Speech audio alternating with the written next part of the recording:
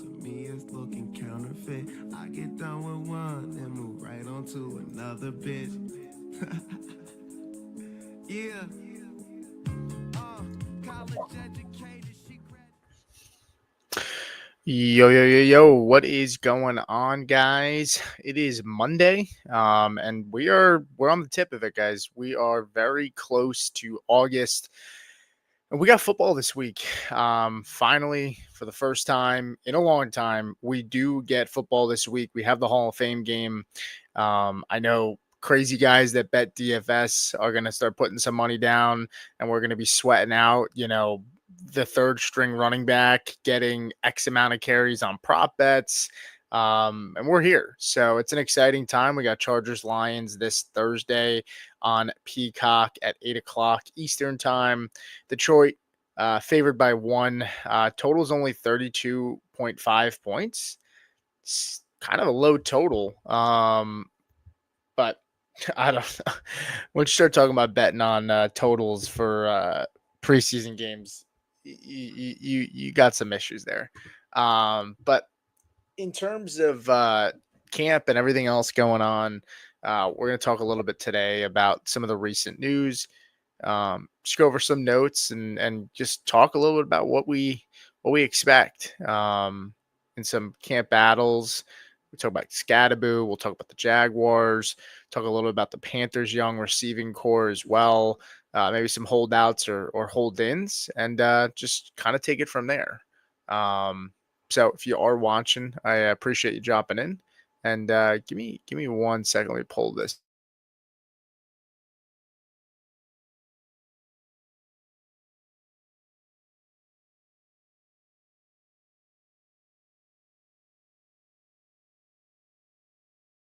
All right, cool. So let's just jump right into it. Recent news, at least. There,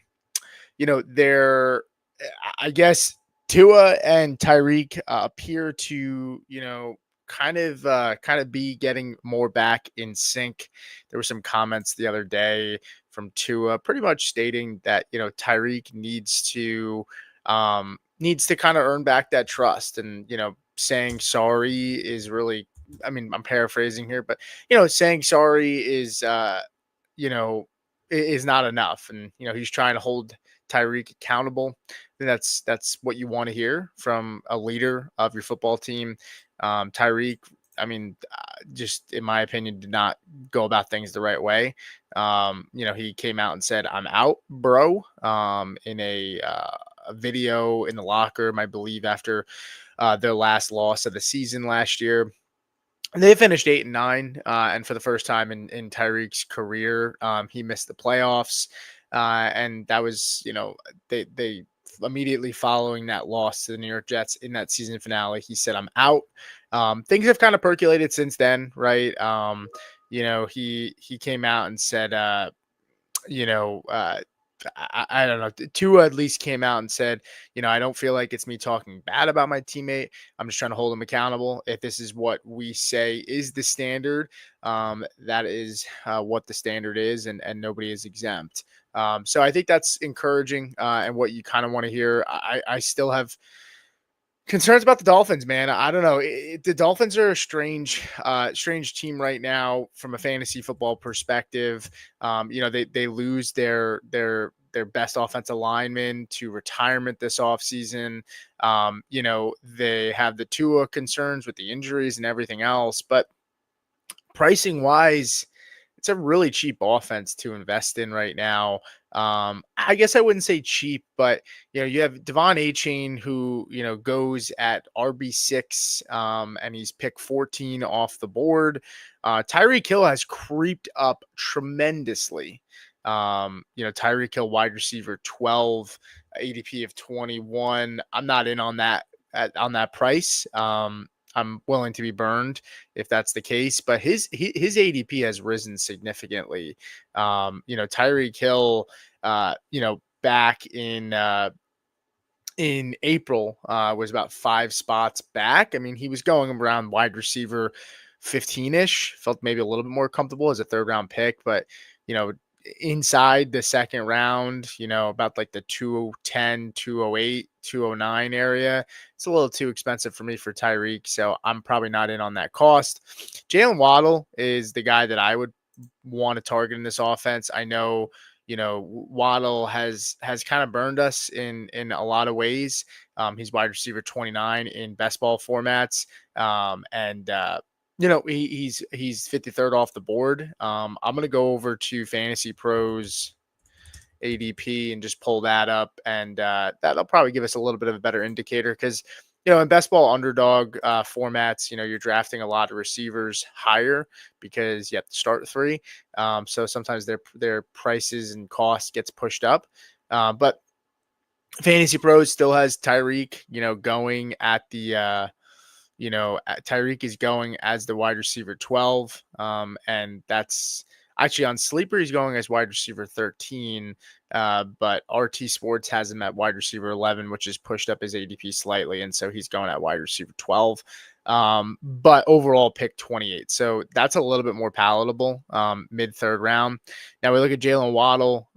He's wide receiver 31 on Sleeper, whereas in best ball formats, he's wide receiver 29, and significant difference in cost, right? In underdog best ball ADP right now, Waddle is 53 off the board, and in regular Sleeper ADP, Waddle is 72 off the board.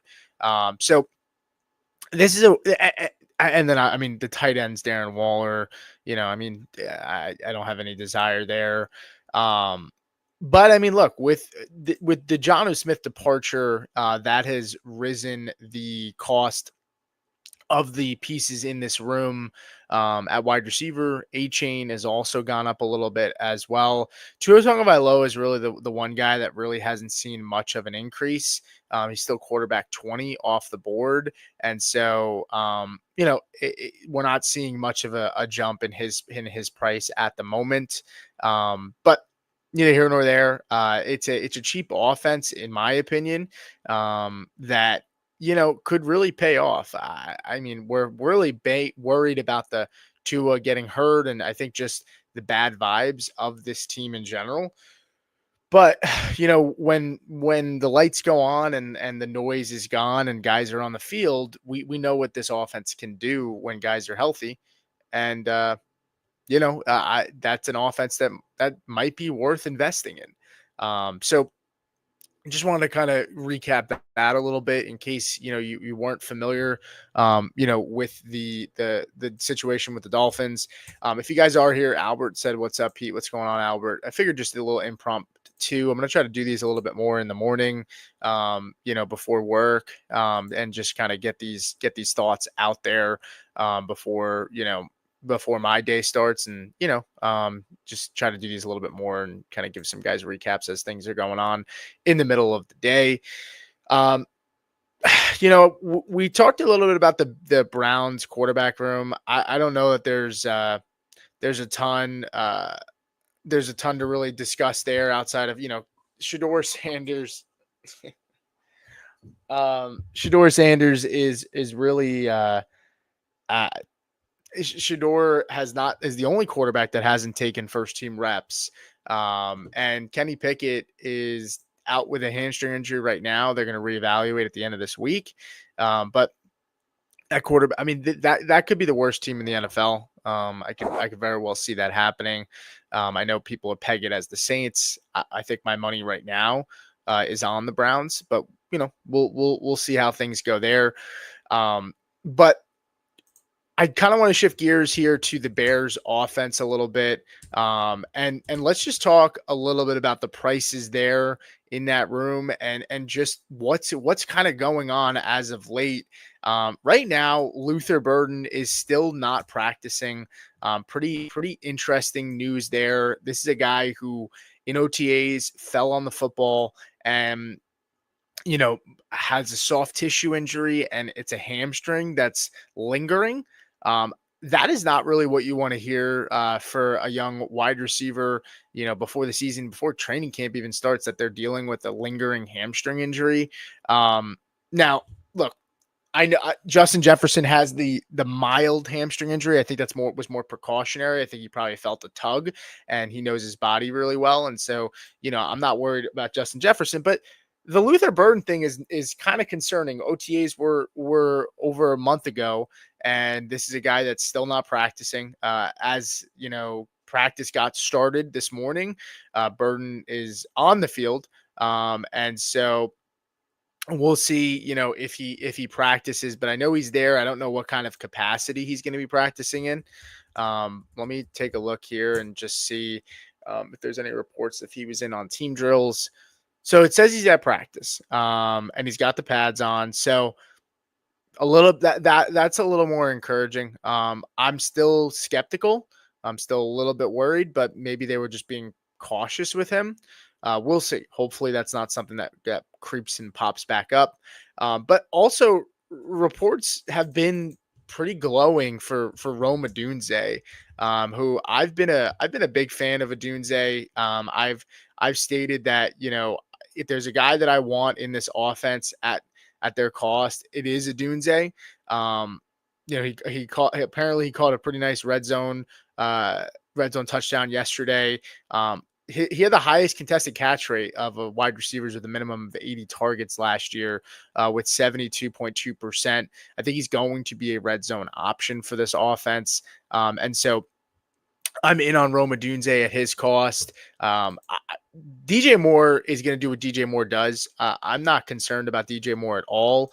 I think DJ Moore is going to continue to get his targets and continue to grow and honestly be a factor in this offense. But I think at his cost with DJ, I prefer other players. I prefer Tet McMillan over DJ Moore, and I'm a huge fan of DJ Moore. I've always been a fan of DJ Moore. But just some players that go around DJ right now. He's wide receiver 22, overall 47 off the board. You have DK Metcalf, who goes a spot ahead of him. I'd rather DJ over DK. You have Rashee Rice. I'd rather take the chance on Rice at that point, depending on who's on my team. You have Garrett Wilson, who goes a few spots ahead as well. And then behind DJ Moore, you have Devonta Smith. I prefer DJ Moore over Devonta. You have Courtland Sutton. I prefer Courtland Sutton over DJ Moore. You have Zay Flowers. I'll take DJ over Zay. And you have Tet McMillan, who goes 10 spots behind him. And I like the running backs in that range where DJ Moore goes. So I generally start to lean more towards, avoiding DJ just because of the players around him. But, depending on your draft, DJ could be the best option on the board there. And in those cases, I will take him. I'm not fading DJ completely this year. It's just more about, I like some of the guys that go around him more. Now, when I look at Rome Odunze, it's a little similar in that way too, right? I love Chris Olave this year a ton. Chris Olave goes 11 spots ahead of Odunze. I like peppering that wide receiver position in that range. You have Olave, who goes as overall 77. You have Rome Odunze, who goes behind him at 80. Rome is at 89. Sleeper actually has Rome has ADP at 37. Jalen Waddle's ADP is 31, and Chris Olave is 32. So, Rome goes pretty decent behind them. And then you also have a guy like Ricky Piercell, who right now, Ricky Piercell's ADP is super cheap and favorable on Sleeper. Ricky Piercell goes as wide receiver 45 on Sleeper, and an ADP of 104. That's to me, that's pretty nuts. But overall, I like the guys that go around Rome. I'm more in on Rome in this offense than the other players. And then let's talk a little bit about Caleb and just the offense in general. It seems like Caleb has struggled a little bit. Coach is more concerned than I am. I have not really been the biggest believer in Caleb, but the pieces are there for him to succeed. I don't think that defense is going to be very, very good this year. And so, I think they fixed the offensive line. It should be a little bit better, we would hope. And, I think Caleb has a chance to be better, but I prefer players that go around Caleb as well. I said that on our preview of the Bears offense a couple weeks back. When you look at Caleb Williams, Dak Prescott goes quarterback 13, Caleb goes quarterback 14. I'll take Dak over Caleb. Justin Herbert goes behind Caleb. That's kind of a toss up for me. I think I'll take the chance on Caleb there because I think Herbert's going to be in a more run centric offense. But even you have Jordan Love, who's interesting. You can make the case over Caleb, and then you have Drake May and JJ McCarthy. I prefer Drake May and JJ over Caleb. I know people are really, really high on Caleb this year. I'm not as high on him from a fantasy perspective as others are. But what's up, Joe? But that's just me. But they're installing apparently 12. They have 12 installs for this offense, which is a lot. And it's going to take some time, man. It's going to take some time. I mean, I know people are overly critical and there's a big microscope on this offense to perform. But it's week one. Like people really, really forget that quarterbacks are trying to see what passes they can fit into certain windows, and they take chances and they live with the repercussions. It would be different if it was a quarterback battle, right? And if a quarterback is fighting for QB1 spot like the Saints, for example, right, where then it's a little bit more, you probably don't want to take as many chances because just in general, because you're competing for that spot. But when you're locked in at the quarterback one position and you can afford to make those mistakes, you want to test the defense, you want to test your arm. Look, these guys come from college, right? They have to learn what throws they can and can't make, right? The windows that they're fitting in are much tighter than the windows they were fitting in college. And so they have to test that, right? And new offense as well, they have to test certain things in these new offenses. And so it's a growing experience. So I think, we have to be cognizant of that. And then, we talked about Luther Burden. We talked about this wide receiver room. Let's talk a little bit about Coulson Loveland. I have avoided Loveland more because I really just love the tight end position later on in drafts. And personally, to me, when I look at Loveland right now, he's tight end 14 on Sleeper, but consensus ADP, if you take RT Sports, CBS, and Sleeper, he's tight end 11 right now per Fantasy Pros. I'm not taking Coulson Loveland at tight end 11. It's too rich for me. Right now, he goes right behind Evan Ingram and Njoku. Jonnu Smith is tight end 8. I don't expect that to hold, but he's 8 on Sleeper, which is the more active app to be drafting on right now. I don't see that holding, to be completely honest with you. I'd rather take Tyler Warren over Coulson Loveland right now. Tucker Kraft goes behind Warren, Dallas Goedert, then Dalton Kincaid, Jake Ferguson, Zach Ertz.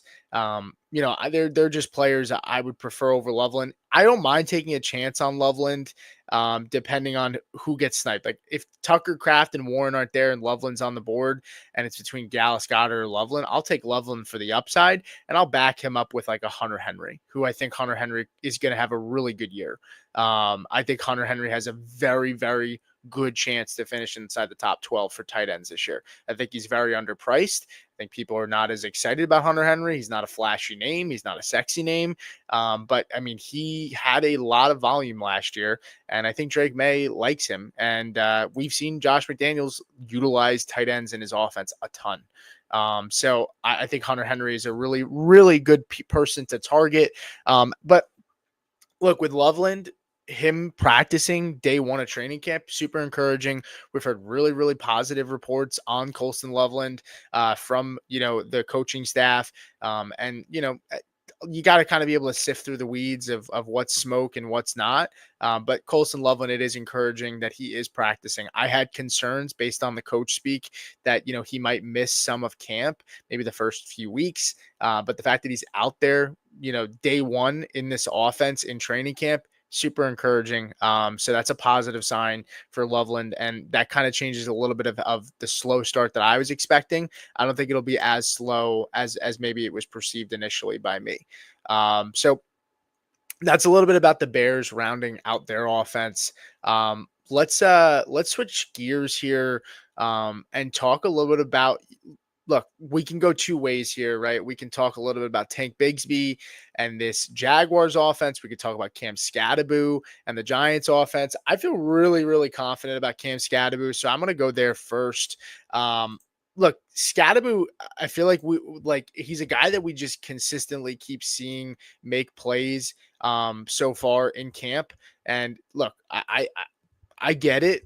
It's camp and we don't want to put too much stock on it, but I haven't really heard a ton about Tyrone Tracy so far in camp. We've heard really glowing remarks about Skattebo.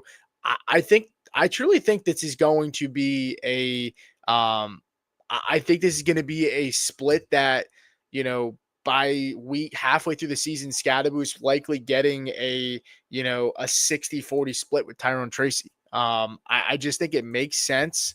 This offense needs somebody that's going to be a hammer.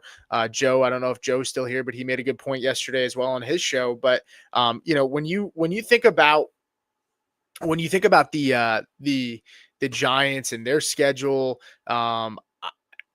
I mean, the Giants and their schedule, it's going to be hard. They're gonna get the shit kicked out of them a good amount, and they're gonna need a hammer there, right? And so they're gonna need somebody to, somebody that's going to be able to take hits and run the football and be tough. And this is an offense that lacked a lot of toughness last year, and so I'm expecting really, really good things from the Giants offense. I'm trying to take a look here.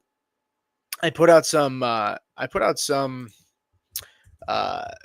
notes a little while back on my Twitter about Tyrone Tracy and this Giants offense in general. But let me see here.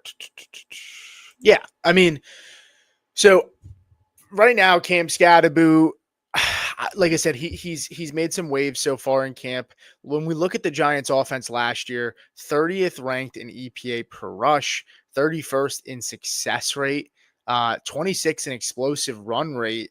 And I think Skattebo can be a workhorse in this offense. He had a 40% college dominator rating per Pro Football Focus.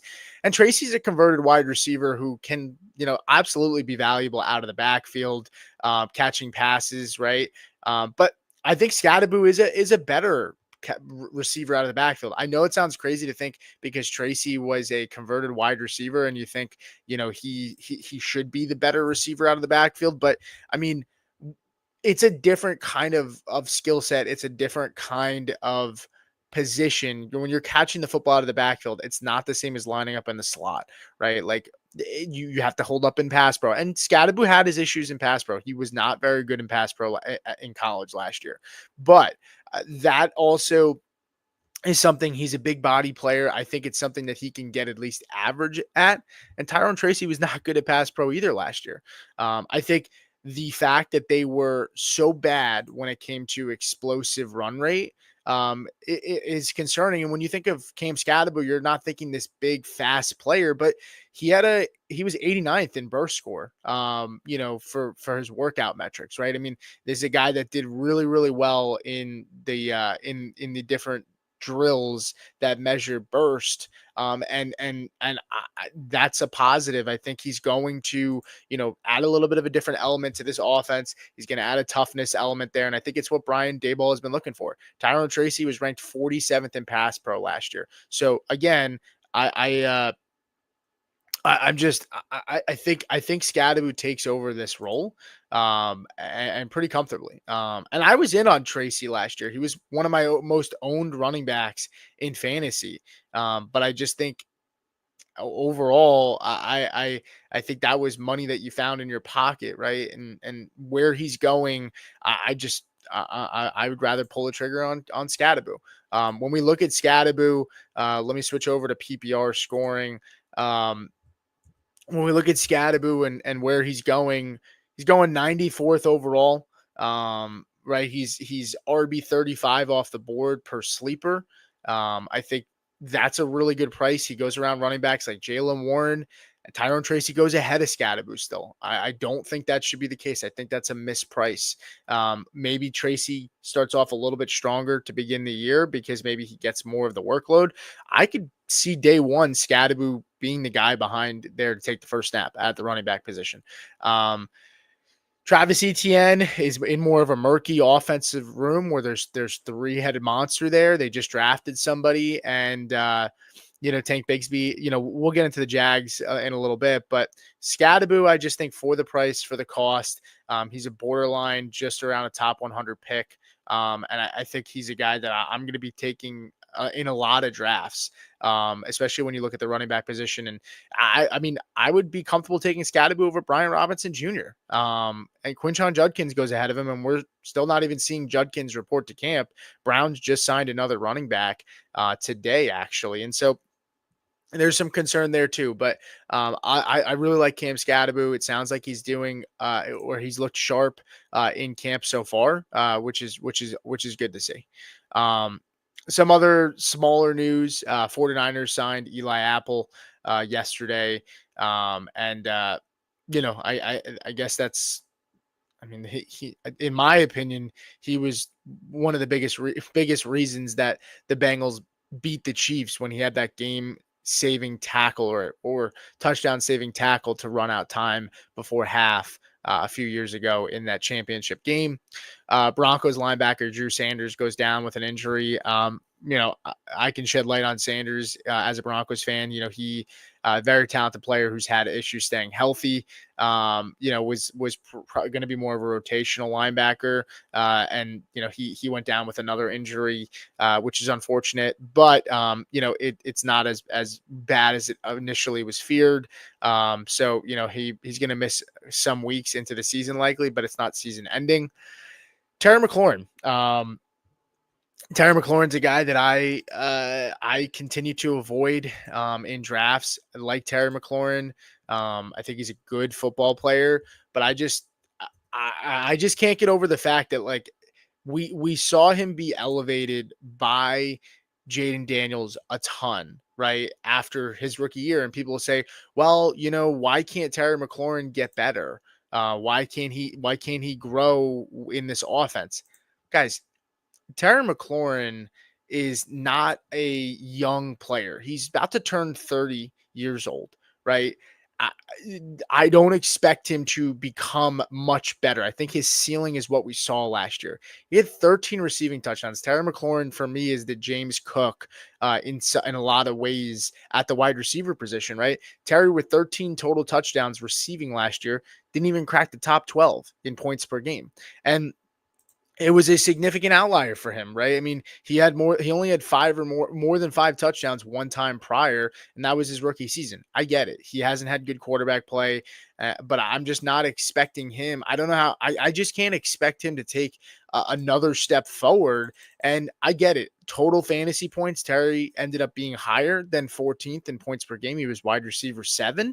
But on a points per game basis, he was not in the top 12. I mean, that's concerning. He did have, a really, really strong stretch, but he had a stinker against Atlanta in the championship game where he had 1.5 points. He was covered by AJ Terrell, and he played the whole game. I mean, 38% of the 38 routes run.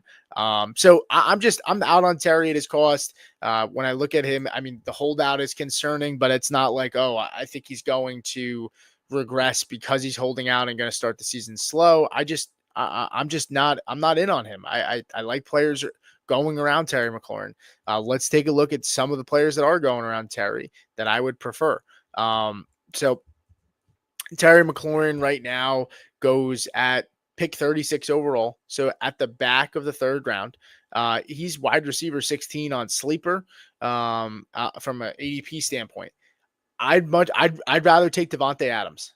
Devonte Adams plays with a quarterback, in my opinion, when it comes to throwing the football and leading their players to fantasy success. It's better. He's better. Matt Stafford is a better quarterback for fantasy wide receivers, right? Puka Ngata has had issues staying healthy on the field, but we saw how much they consolidate down a ton.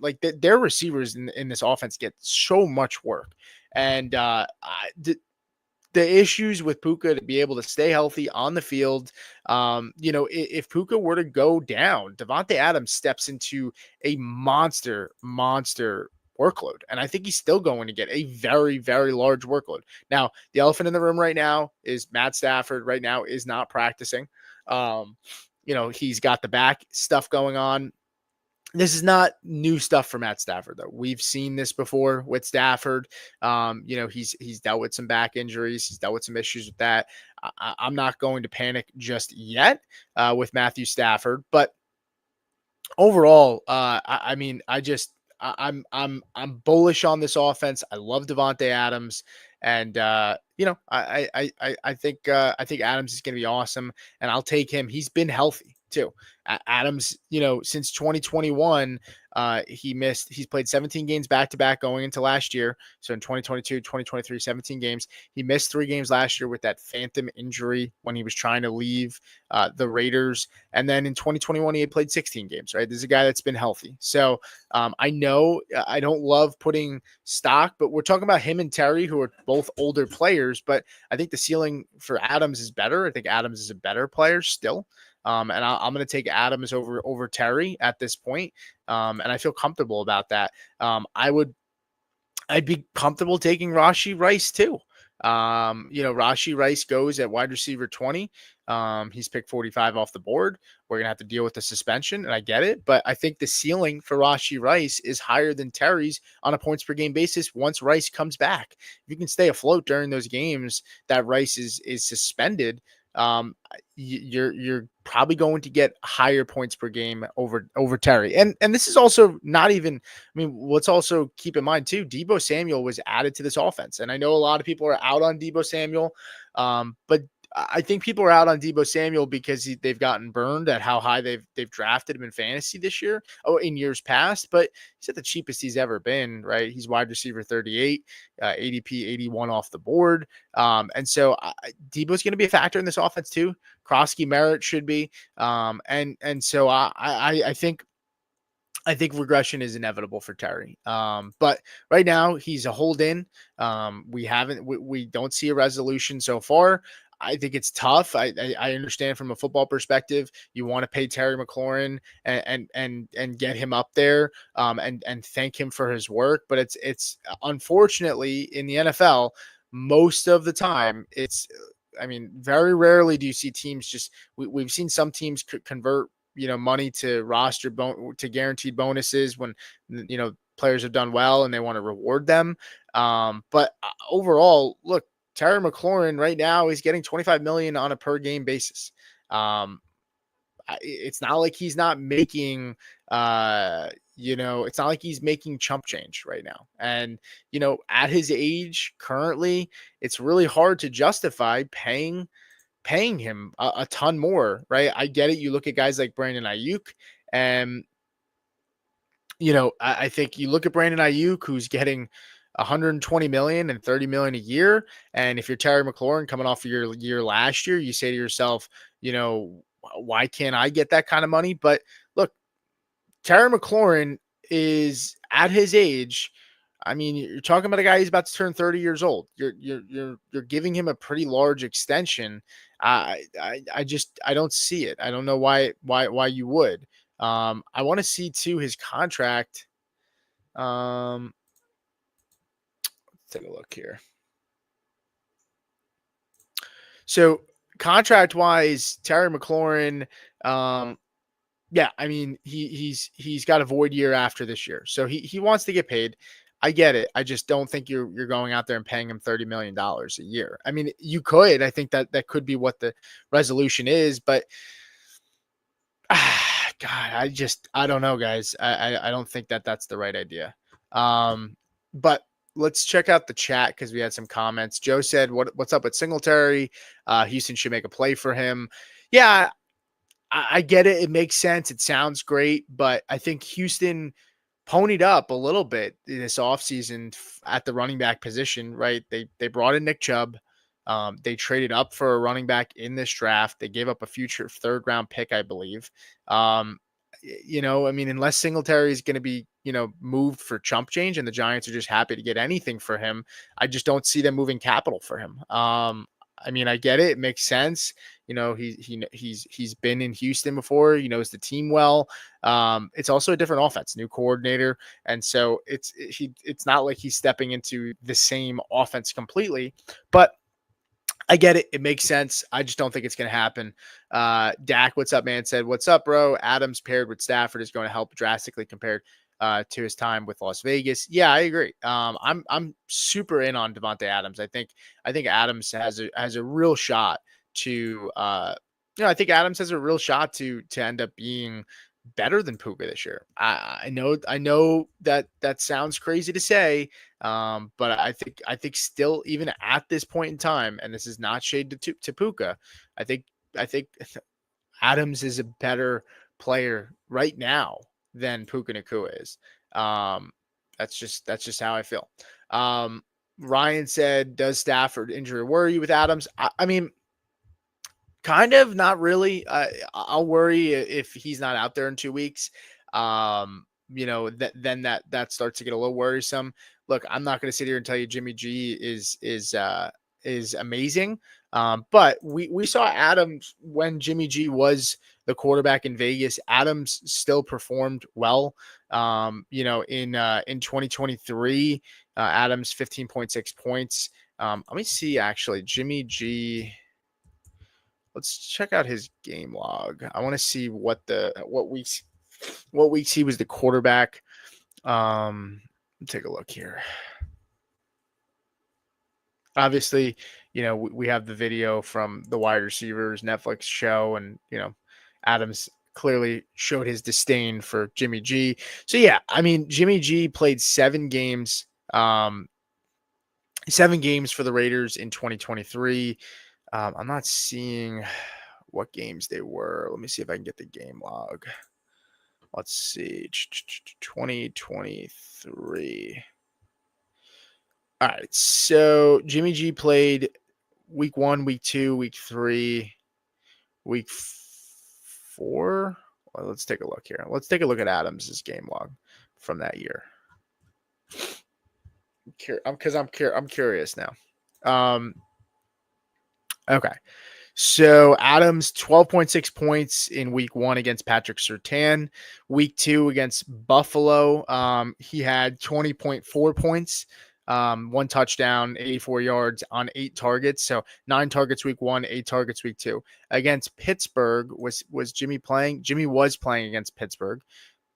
Jimmy targeted Adams 20 times in Pittsburgh in week 3, 13 receptions, 172 yards, 42 fantasy points.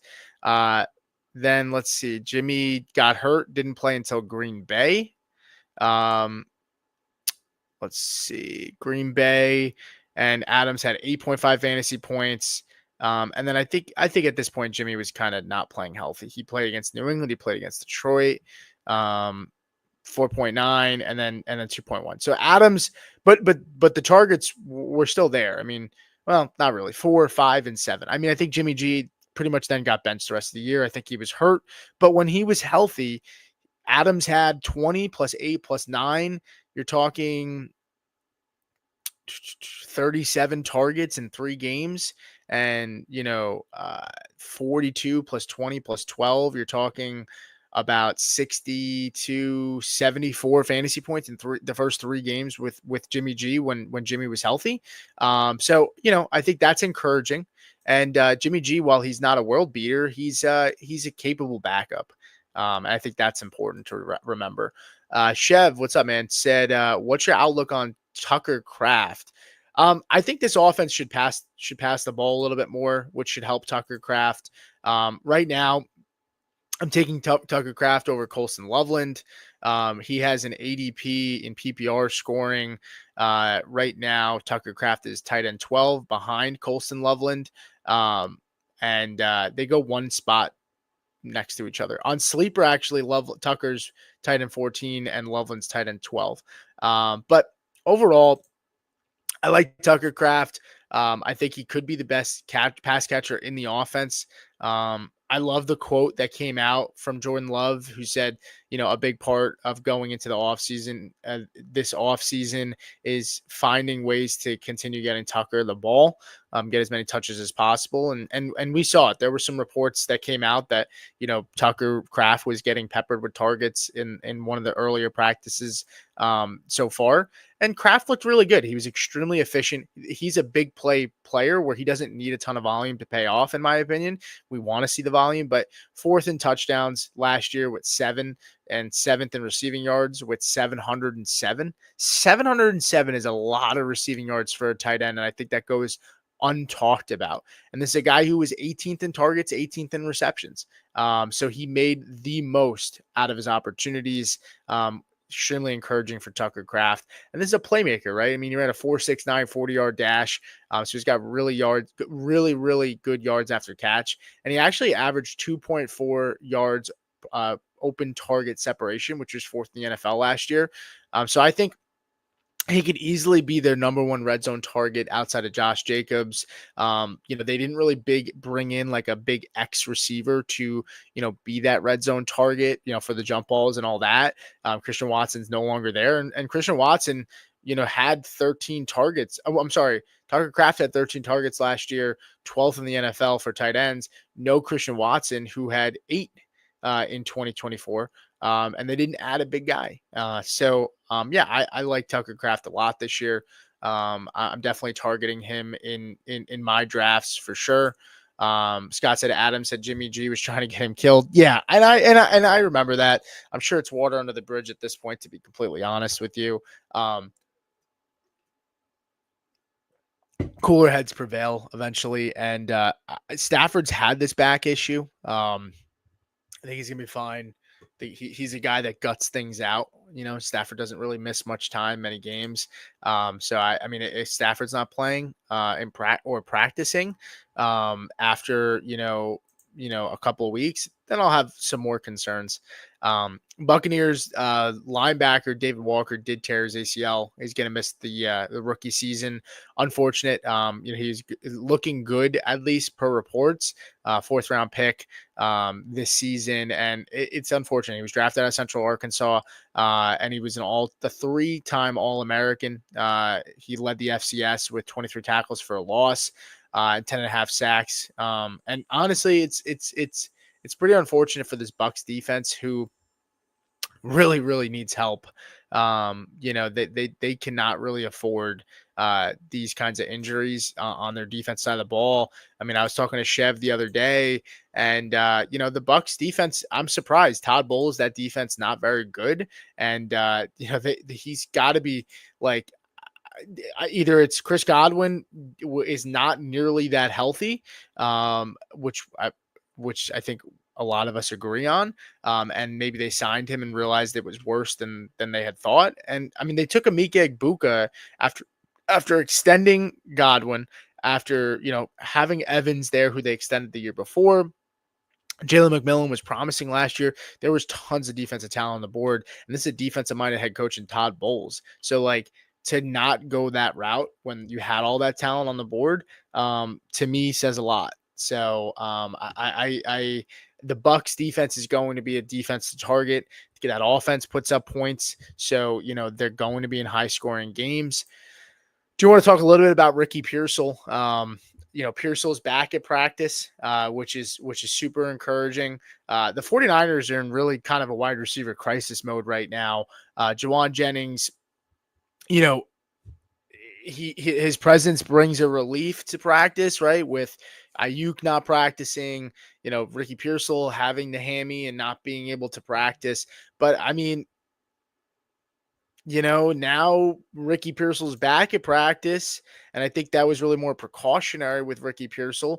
Ricky Piercell's back at practice, and you have Jawan Jennings now leaving practice early. Ricky Piercell looked good in practice per reports yesterday. Grant Cohn from 49ers Beat said Piercell looked like he hadn't missed a day of practice. He caught 3 passes from Purdy, a swing pass behind the line of scrimmage, an intermediate pass over the middle, and a touchdown in the red zone. If he can stay healthy, he'll have a terrific year. I don't doubt that. Ricky Piercell has been the guy that I'm targeting in this offense. I can't get enough exposure to Ricky Piercell. Super encouraged to see him back out there and moving around well. And I'm excited for Ricky Piercell. I think Jennings, I think he's a really good football player and he's a glue guy in that offense, but I still don't really understand Jennings going ahead of Piercell. Jennings had some really, really big pop games, but if you remove those pop games, I don't really think he finished inside the top 20 down the stretch for wide receivers on a points per game basis. I want to take a look here and just see. Yeah, I mean, Jennings was 14th in points per game last year. He had a good year last year. Don't get me wrong. But if you look at his game log, he had the massive game where he had 46 fantasy points in week 3. Outside of that, right, he had 2 more games of 20 or more fantasy points. One of them was in Chicago. He stunk it up in the fantasy playoffs, right? 5.1 points, 9.1 points, 13.7 points. The targets were there too. I mean, against the Rams, he had 9 targets, only caught 2 of them. But I just think Jennings, I would have hoped to actually make more noise, not less. I mean, well, I would have hoped for where he's going. I would have hoped he would have had a better year. I think it feels like he had such a good year because he came out of nowhere for a lot of people. But I mean, you remove that 46-point game, and this is a guy who had under 11 points in 1, 2, 3, 4, 5, 6, 7 weeks last year. He had under 11 points, and a lot of them were single digit games. So I don't really know why Jennings goes ahead of Piercell for a lot of people. That's not how it shakes out for me. When I take a look at this wide receiver room, I look at Ricky Piercell and I think Ricky Piercell is an up-and-coming player. He's going into year 2. This team spent a lot of draft capital on Ricky Piercell, and when he was given the opportunity, Ricky Piercell played well. He's one of my guys that I'm targeting. I did a breakout video.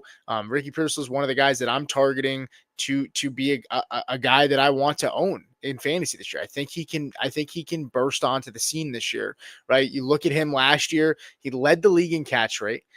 He averaged just 13 routes per game when you exclude the final 2 games, right? This is a dude who got shot, right? And still managed to come back, right?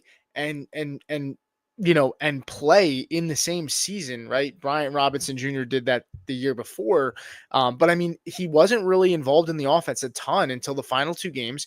He ran 35 routes and 43 routes in the final 2 games. In those performances, he performed really well, right? 10 targets, 8 receptions, 141 yards, 1 touchdown, 28.7 fantasy points, 8 targets, 6 receptions, 69 yards, a touchdown, and 18.9 fantasy points. Like, he was really good down the stretch there.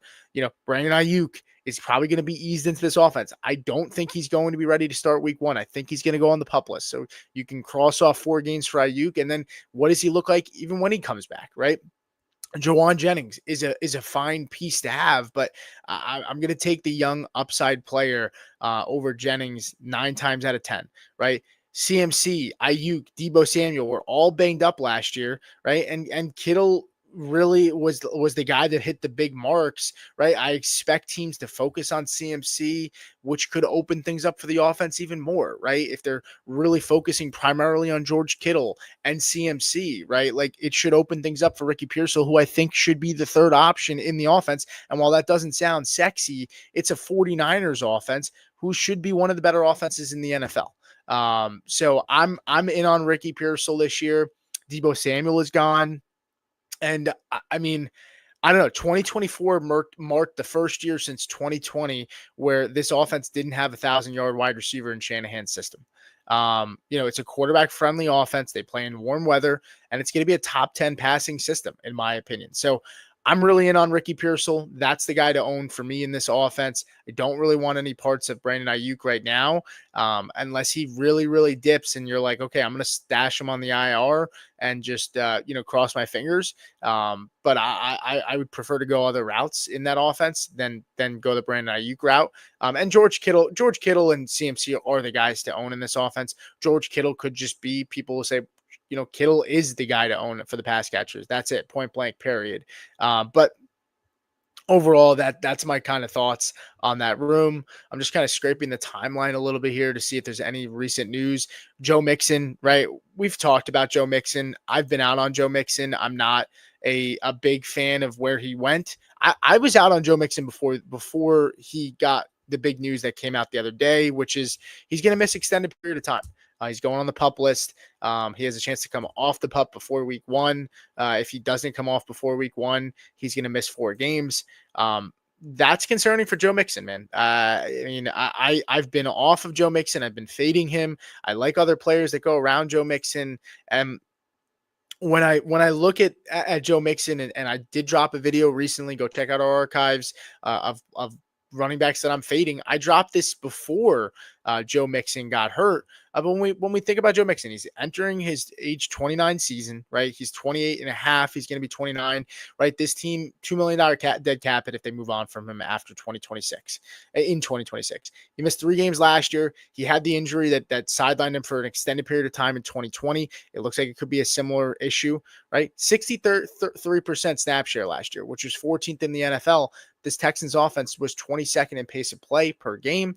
I think that could change because there's a new play caller, but I think his role is going to shrink likely in this offense with Nick Chubb, who I don't think Nick Chubb signs in this Texans offense unless he's guaranteed some sort of opportunity or some sort of role, whether it's a goal line role, whether it's, he's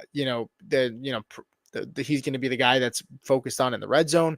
Early down, I don't know. But Nick Chubb, who came off of a tough injury, came back last year, is getting up there in age.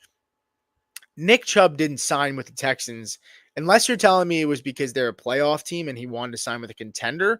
There were other opportunities he could have went to, right? He could have went to the Bears, who have a much more open offense running back room, in my opinion. This was prior to the news of Joe Mixon. You had the Bears, you had the Cowboys, whose running back room is pretty wide open. There were other places he could have signed. He could have signed in Denver, possibly, right? And J.K. Dobbins ended up signing, but Nick Chubb signed, I believe, before Dobbins, or they were right near each other. So Mixon, I'm out on. I've been out on Mixon. This is not a victory lap, so to speak. But I'm just more or less stating that I was out on him even before this news, and I couldn't be more out on him, right?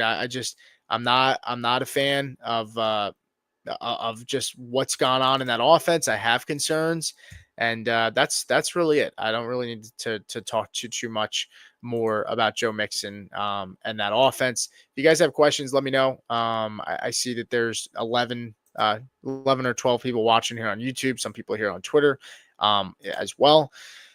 See if there's anything else. I want to talk about Tet McMillan too.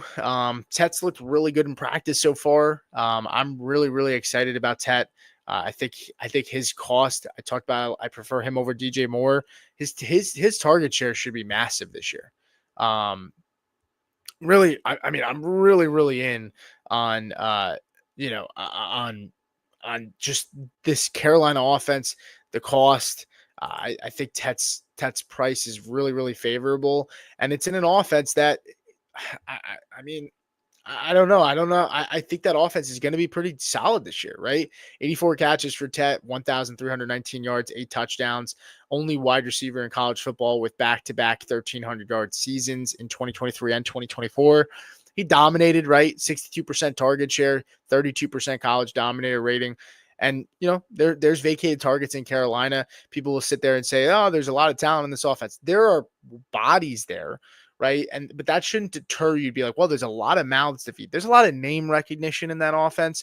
I'm excited to see Hunter Renfrow make a comeback. I'm not high on Renfrow and saying I'm fucking drafting Renfrow everywhere for fantasy, but there's name recognition in that offense with Carolina, but it's not necessarily an offense that's going to go, spread the ball around as much. I think Tet's going to be the guy that's going to get a very large target share. I think he's going to get at least 25% target share. I've liked what I've heard so far from camp. I've been in on Ted McMillan. I'm not exactly sure why he goes as cheap as he does. For those people who maybe are not aware of where Ted is going, he's going right around the DJ Moore area. He's right now picked 63, wide receiver 31 right now. Sorry, he actually goes almost 20 spots past DJ Moore.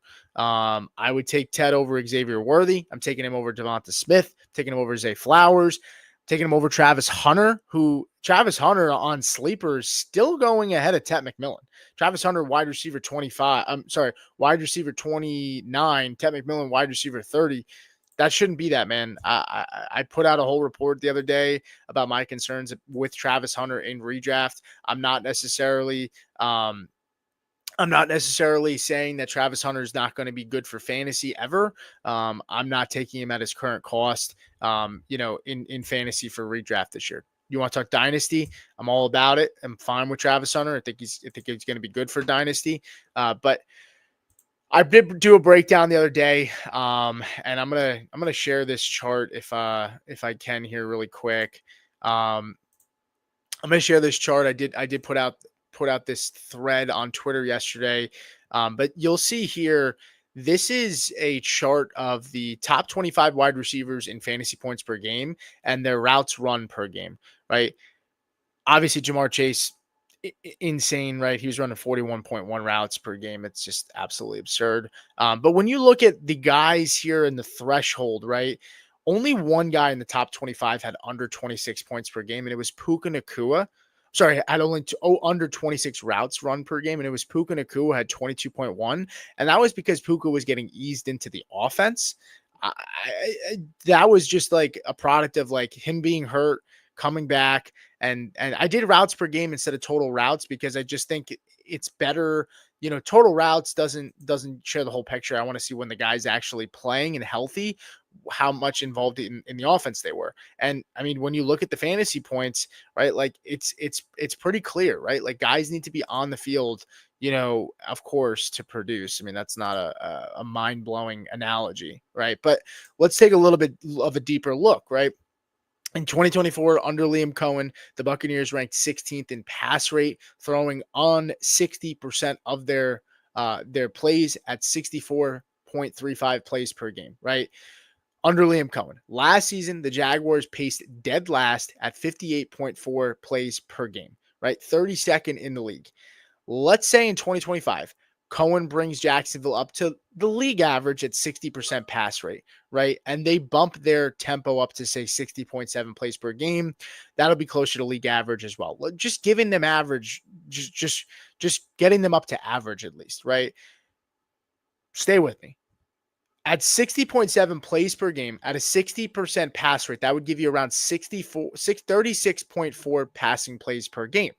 Now, keep in mind that doesn't account for sacks, right? Last year, Jacksonville quarterbacks were sacked 1.9 per game. So let's assume that number stays the same in 2025 and say like gives us 34.5 passes per game. We look at Travis Hunter. His ADP at wide receiver is wide receiver 26 on Fantasy Pros ADP. I'm projecting Hunter to be somewhere around 60 to 70% of the team's passing snaps, right? Keep in mind, Hunter can't just go on the field for passing plays. He's going to have to be out there for run plays too, or it's going to be a huge tell for defenses that he's out there and it's a passing play. So when we're talking about slicing up his workload, he's not going to play 100% of the snaps on both sides of the football. So when we're talking about he's going to have to get maybe 60 to 70% of the offensive snaps, let's just call it 70% of the offensive snaps. How many of those are even passing plays, right?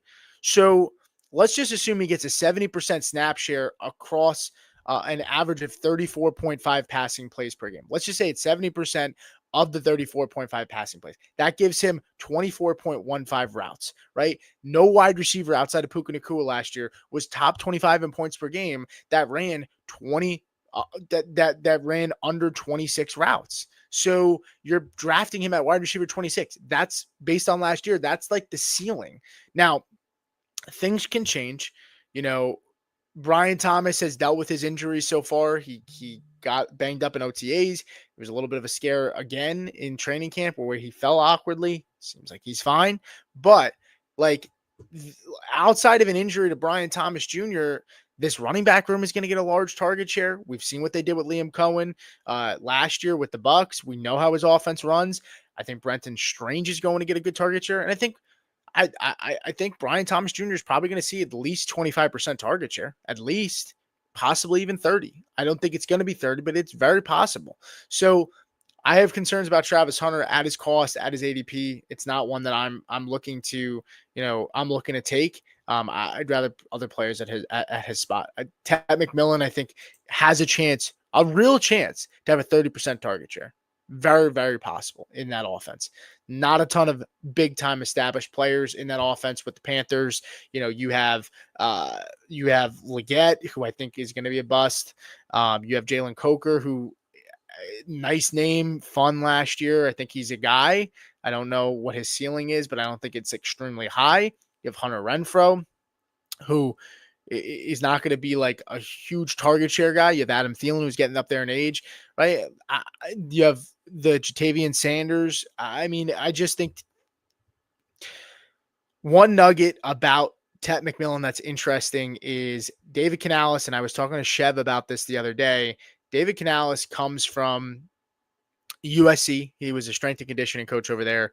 Then he went to Seattle. He worked under Pete Carroll for a very long time, right? He worked under Pete Carroll for over 10 years. Then he got hired over with the Buccaneers, right? And helped them out. Then he got, he was the OC there. Then he got promoted to a head coach with the Carolina Panthers, right? Ted McMillan played in Arizona, and that was where Pete Carroll's son is a coach, right? So Ted McMillan, when we look at his history in college, let me take a look here, just so I just want to make sure I'm getting it correctly. So Ted McMillan played in Arizona for 3 years, right? Pete Carroll's son is a coach over in Arizona. David Canales has a great relationship with Pete Carroll. Pete Carroll's son did coach with Canales under Pete Carroll as well at one point in time too. So, I mean, there's a world where his son, gave him some sort of, heads up or some sort of like background on, Ted McMillan. He was there from 2021 to 2023.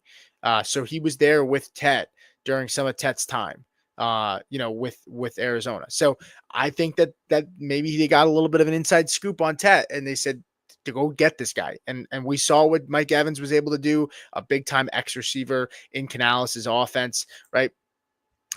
We saw in Pete Carroll's offense that how they featured DK Metcalf before, obviously Metcalf is gone. But, during some of those seasons, Metcalf was a feature, right? He got a lot of targets in those offense.